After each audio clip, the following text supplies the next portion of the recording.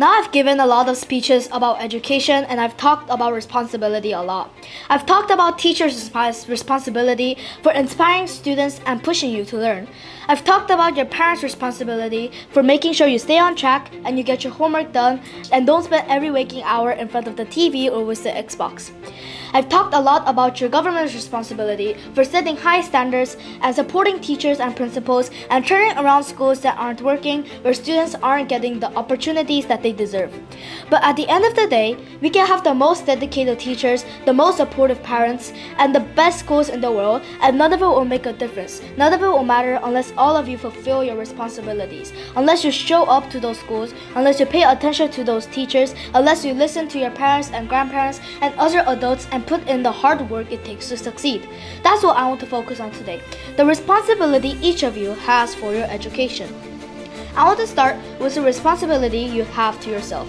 Every single one of you has something you're good at. Every single one of you has something to offer, and you have a responsibility to yourself to discover what that is.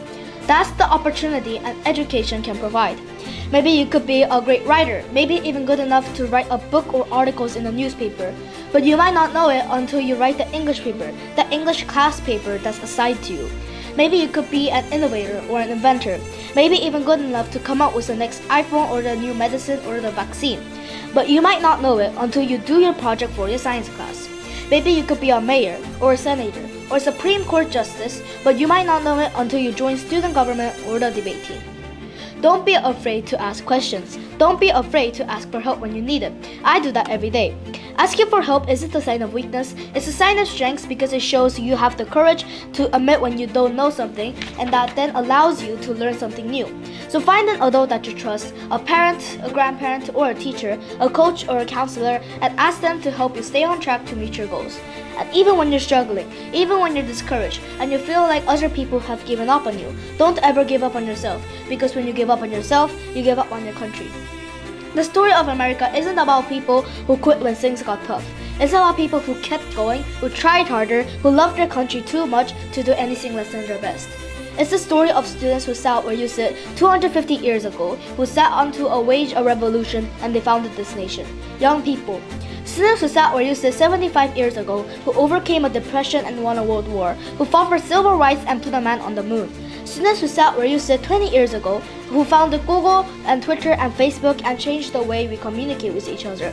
So today I want to ask all of you, what's your contribution going to be? What problems are you going to solve? What discoveries will you make? What will a president who comes here in 20 or 50 or 100 years say about what all of you did for this country? Now your families, your teachers, and I are doing everything we can to make sure you have the education you need to answer these questions. I'm working hard to fix up your classrooms and get you the books and the equipment and the computers you need to learn. But you've got to do your part too. So I expect all of you to get serious this year. I expect you to put your best effort into everything you do. I expect great things from each of you. So don't let us down. Don't let your family down or your country down. Most of all, don't let yourself down. Make us all proud. Thank you very much, everybody. God bless you. God bless America. Thank you.